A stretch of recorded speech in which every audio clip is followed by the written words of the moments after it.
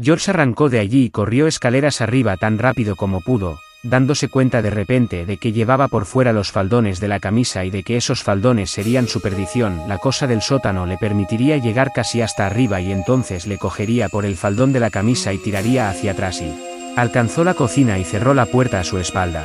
La puerta sonó como si la hubiese cerrado un golpe de viento. George se apoyó contra ella con los ojos cerrados, la frente y los brazos cubiertos de sudor, sosteniendo la caja de parafina apretada en una mano. El piano se había callado y la voz de su madre le llegó flotando. Georgie, ¿podrías golpear la puerta un poco más? La próxima vez. Tal vez podrías romper los platos del aparador si de verdad lo intentas. Disculpa, mamá, dijo él. Georgie, pedazo de inútil, llamó Bill, desde su dormitorio, con entonación grave para que la madre no le oyese. George rió bajito. El miedo había desaparecido, se había desprendido de él tan fácilmente como una pesadilla se desprende del hombre que despierta con la piel fría y el aliento agitado palpándose el cuerpo y mirando fijamente alrededor para asegurarse de que nada ha ocurrido en realidad y empezando enseguida a olvidarla. La mitad ha desaparecido ya cuando sus pies tocan el suelo, las 3/4 partes, cuando sale de la ducha y comienza a secarse con la toalla, y la totalidad cuando termina el desayuno. Desaparecida por completo, hasta la próxima vez, cuando en el puño de la pesadilla todos los miedos volverán a recordarse. Esa tortuga, pensó George, acercándose al cajón donde se guardaban los fósforos. ¿Dónde he visto una tortuga así? Pero no le llegó ninguna respuesta y descartó la pregunta. Sacó una caja de fósforos del cajón, un cuchillo del escurridor, sosteniendo el filo estúpidamente lejos de su cuerpo, como le había enseñado su padre, y un pequeño bol del aparador. Volvió entonces al cuarto de Bill.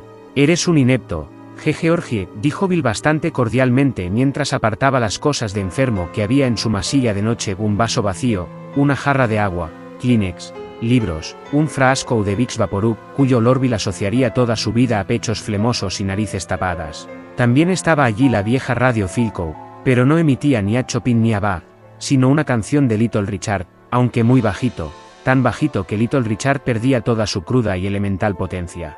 La madre, que había estudiado piano en Juilliard, detestaba el rock and roll.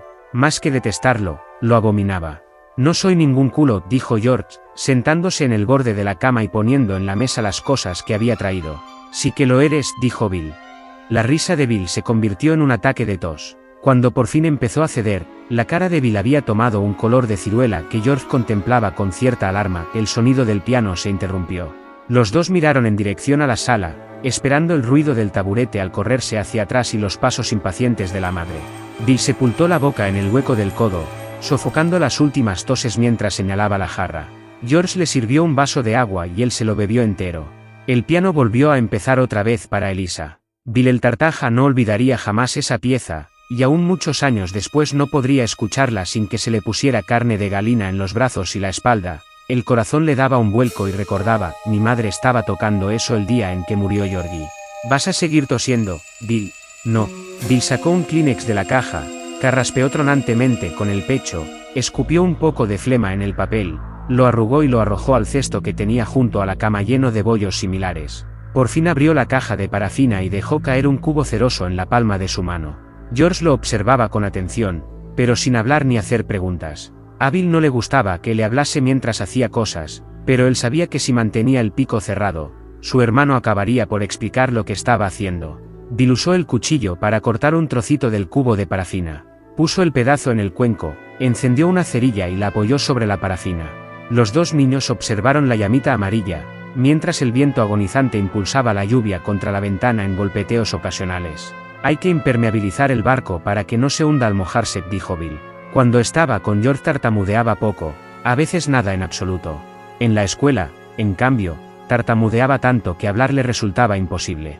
Cesaba la comunicación y los maestros miraban hacia otra parte, mientras Bill se aferraba a los lados de su pupitre con la cara casi tan roja como el pelo y los ojos apretados hasta reducirse a ranuras, tratando de arrancarle alguna palabra a su terca garganta. A veces, casi siempre, la palabra surgía.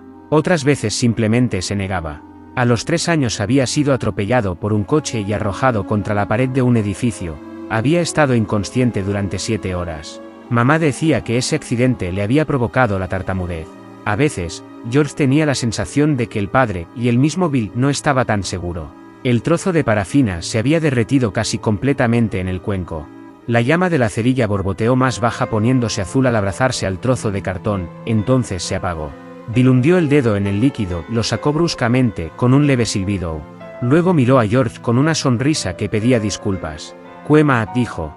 Pocos segundos después, hundió otra vez el dedo y comenzó a untar de cera el barco de papel. El material se secó rápidamente formando una película lechosa. ¿Puedo poner un poco?, preguntó George. Bueno, pero no manches las mantas si no quieres que mamá te mate. George hundió un dedo en la parafina, que aún estaba muy caliente pero ya no quemaba, y comenzó a untar el otro lado del barco. No pongas tanto, culo sucio, dijo Bill. ¿Quieres que se hunda en el VV viaje inaugural? Perdona. Está bien, pero cógelo con calma. George terminó el otro lado y luego sostuvo el barco en las manos. Estaba un poco más pesado, pero no mucho. ¡Qué guay!, exclamó. Voy a salir para hacerlo navegar. Sí, Beth, dijo Bill. De pronto parecía cansado y no muy bien, todavía. Me gustaría que vinieras, dijo George. Le hubiese gustado de veras. Bill a veces se ponía mandón al cabo de un rato, pero siempre tenía ideas estupendas y rara vez pegaba. En realidad, el barco es tuyo. A mí también me gustaría ir, dijo Bill, sombrío. Bueno, George cambió el peso del cuerpo de un pie al otro, con el barco en la mano. Ponte el impermeable y las botas, te advirtió el mayor, si no quieres pescar una gripe como la mía. Casi seguro que la pescas de todos modos por mis jeje gérmenes. Gracias, Bill. Es un barco muy chulo. Y entonces hizo algo que no había hecho hacía tiempo, algo que Bill jamás olvidaría, se inclinó para besar a su hermano en la mejilla. Ahora sí que la vas a pescar, culo sucio, dijo Bill, pero de cualquier modo parecía más animado. Sonrió. Y guarda estas cosas. Si no, a mamá le dará un ataque. Sí, ya voy. George recogió el equipo para impermeabilizar y cruzó la habitación con el bote precariamente encaramado a la caja de parafina, que iba medio torcida dentro del bol. Jeje Georgie. George se volvió para mirar a su hermano. Ten cuidado. Seguro.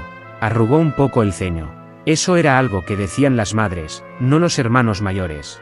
Resultaba tan extraño como haberle dado un beso a Bill. Sí, claro. Y salió.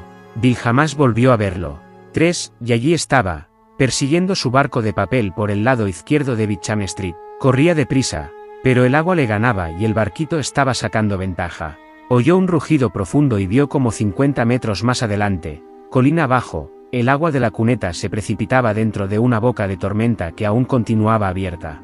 Era un largo semicírculo oscuro abierto en el bordillo de la acera y mientras George miraba, una rama desgarrada, con la corteza oscura y reluciente se hundió en aquellas fosis. Allí pendió por un momento y luego se deslizó hacia el interior. Hacia allí se encaminaba su bote. Mierda, chilló horrorizado. Forzó el paso y, por un momento, pareció que iba a alcanzar al barquito. Pero uno de sus pies resbaló y George cayó despatarrado despellejándose la rodilla con un grito de dolor. Desde su nueva perspectiva, a la altura del pavimento, vio que su barco giraba en redondo 2 veces, momentáneamente atrapado en otro remolino, antes de desaparecer. Mierda y más mierda. Volvió a chillar, estrellando el puño contra el pavimento. Eso también dolió, y se echó a sollozar. Qué manera tan estúpida de perder el barco. Se levantó para caminar hacia la boca de tormenta y allí se dejó caer de radilas, para mirar hacia el interior. El agua hacía un ruido hueco y húmedo al caer en la oscuridad.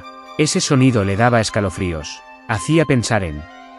La exclamación le fue arrancada como con un cordel. Retrocedió. Allí adentro había unos ojos amarillos. Ese tipo de ojos que él siempre imaginaba, sin verlos nunca, en la oscuridad del sótano. Es un animal, pensó, incoherente, eso es todo un animal, a lo mejor un gato que quedó atrapado. De todos modos, estaba por echar a correr, habría corrido 1 o 2 segundos, cuando su tablero mental se hubiera hecho cargo del espanto que le produjeron esos 2 ojos amarillos y brillantes. Sintió la áspera superficie del pavimento bajo los dedos y la fina lámina de agua fría que corría alrededor. Se vio a sí mismo levantándose y retrocediendo. Y fue entonces cuando una voz perfectamente razonable y bastante simpática, le habló desde dentro de la boca de tormenta Pola. George, dijo. George parpadeó y volvió a mirar.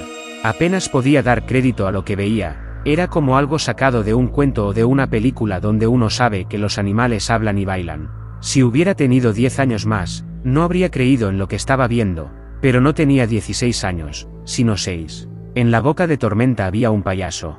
La luz distaba de ser buena, pero bastó para que George Denbrough estuviese seguro de lo que veía. Era un payaso, como en el circo o en la tele. Parecía una mezcla de Bozo y Clarabelle, el que hablaba haciendo sonar su basina en Jadidoudi, los sábados por la mañana.